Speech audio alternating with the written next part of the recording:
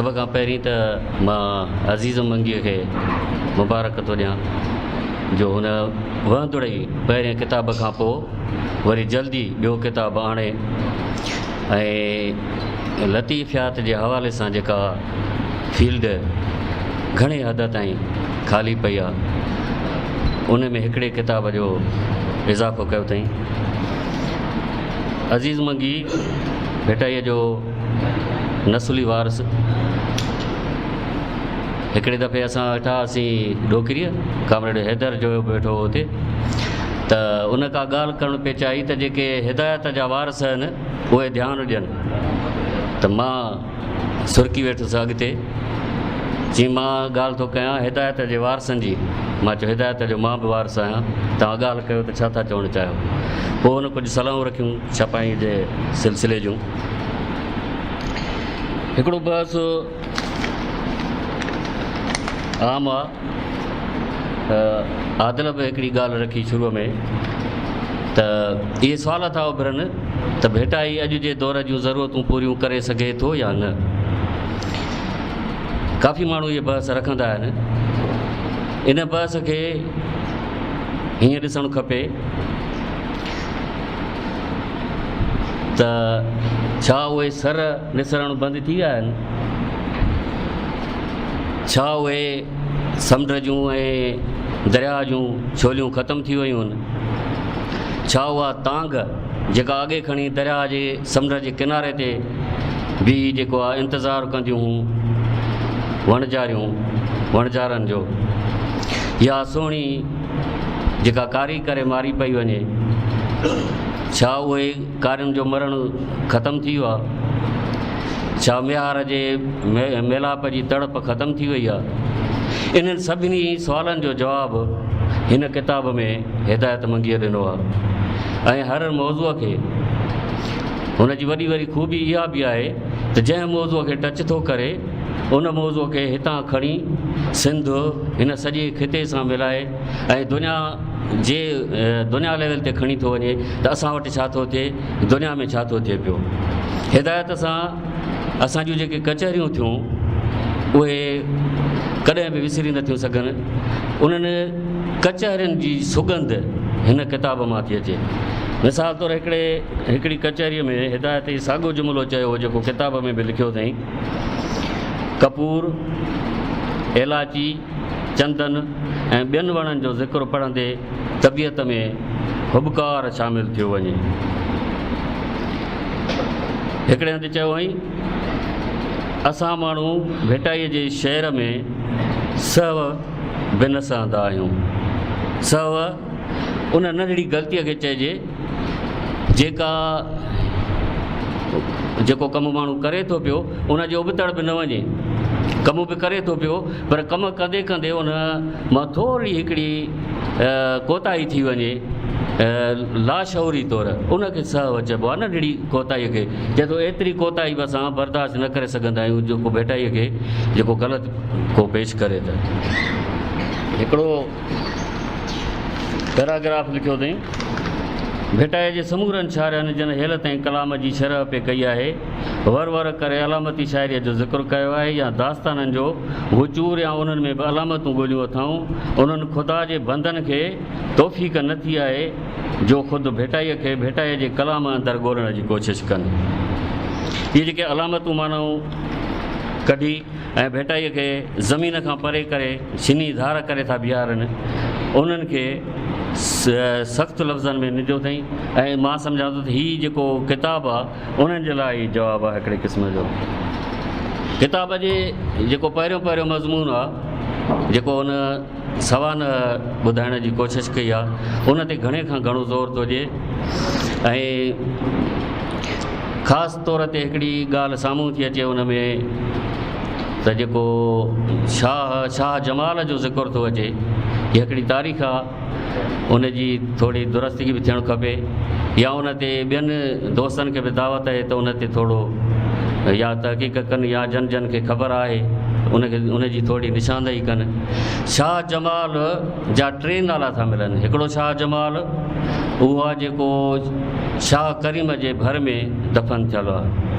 हिकिड़ो शाह जमाल आहे उहो जेको भेटाईअ सां गॾु आहे। हिकिड़ो शाह जमाल सयातन जे क़ब्रस्तान में बि दफ़न थियल आहे, जिते भेटाईअ जो सालो जेको गोलो नालो इब्नारमल क़िस्म जो माण्हू हो ऐं उहो पीर गोलो थो सॾिजे। उहो शाह जमाल खां वॾो पीर आहे, हिन वक़्तु माण्हुनि खे ॾाढा पुट ॾिए थो पियो। हीअ जेकॾहिं हिदायत ॿुधायो आहे त हीअ जेको शाह जमाल आहे भेटाईअ सां जेको गॾु रखियलु आहे, इहो उहो शाह जमाल आहे जेको भेटाईअ जो पड़ ॾाढो आहे।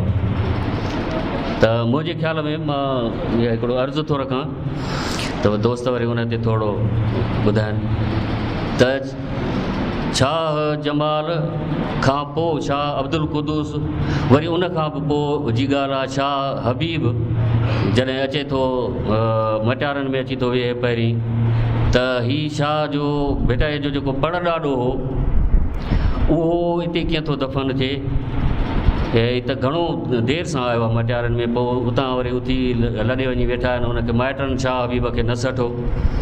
पोइ के था चवनि हाला हवेली, के था चवनि भईपुर, ऐं हाणे वरी ताज़ी तहक़ीक़ कई आहे सयातन जो क़ब्र सयातन जो ॻोठु आहे, उते सयातन जो क़ब्रस्तान बि आहे।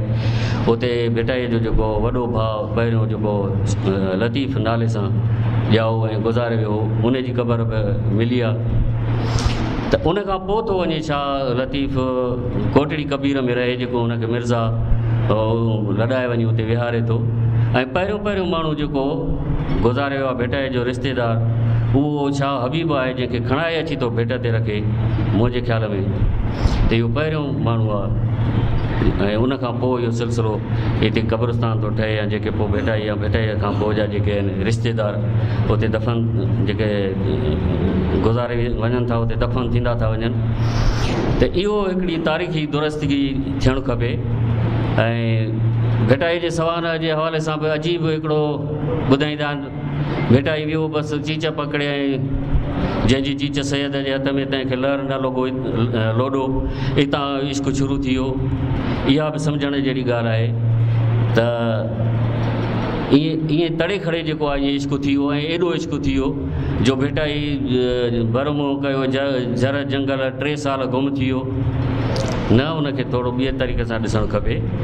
हुननि जो नंढे हूंदे खां वठी पाण में लॻाव हो, ऐं पोइ जॾहिं उहा जवान थी थिए छोकिरी ऐं बंदि थी वञे कोट में, त पोइ वरी ॿिन्ही पासे बाहि थी ॿरे। इहो बीमार थियण जो त सिर्फ़ु मेहो हो, त मन कंहिं वक़्तु अची वञे शाह हबीब वेंदो त उनखां पुछी वठंदी हुई छोकिरी। या हिकिड़ो बैत ख़ुदि ॿुधाए थो त ककर कोट बुर्ज पिरी सॼण सेला कनि, मूं पिणु मथां तन इंडल थी उभरां। हीअ जेके कोट आहिनि एॾा वॾा आहिनि जो कारनि ककरनि वांगुरु था लॻनि, ऐं मुंहिंजो पिरी जॾहिं उन्हनि कोटनि जे मथां चढ़ी अची बीहे थो त उहो मूंखे उन कोट जो कुंगरू थो लॻे। ऐं इहो मंज़रु ॾिसी हाणे मूंखे छा करणु खपे, मां वरी जेकॾहिं ईअं कयां त उनजे मथां इंडल थी उभरी बीहां। इहो बैत छा थो ॿुधाए त ॿिन्ही तरफ़ तड़प हुई। हीअ हिकिड़ा मेहा जवाज़ ॻोल्हण जी कोशिशि हुई बीमार थियणु। त इहा सवाना में जेका कई आहे मुहक़िक़नि ग़लतियूं, हिकिड़ा त ईअं बि था लिखनि त शाह लतीफ़ जो ॿियो जनम। हाणे इहो ॿियो जनम कीअं थींदो आहे? जेको पहिरियों छोकिरो ॼमे थो शाह हबीब खे, उनजो नालो जेकॾहिं शाह लतीफ़ रखियो थो वञे ऐं पोइ गुज़ारे थो वञे, वरी ॿीहर को हिकिड़ो ॿियो ॿारु थो ॼमे त उन ते साॻियो नालो रखियो थो वञे, त ॿियो जनम कीअं थियो? अक्सर मुहक़िक़ 3 भाइर था ॿुधाइनि, 2 लतीफ़ जे नाले सां, हिकिड़ो शाह रशीद जे नाले सां। पर साॻी जेको नक्शो थो ॾिए सवाना जो या हुनजे पंहिंजो भाइरनि जो, ऐं उन्हनि जो जेको हिकिड़ो ॾिए थो इहो सिलसिलो, उन में वरी हुन 5 भाइर ॿुधाया आहिनि। उन में वरी शाह रशीद जो नालो ई कोन्हे।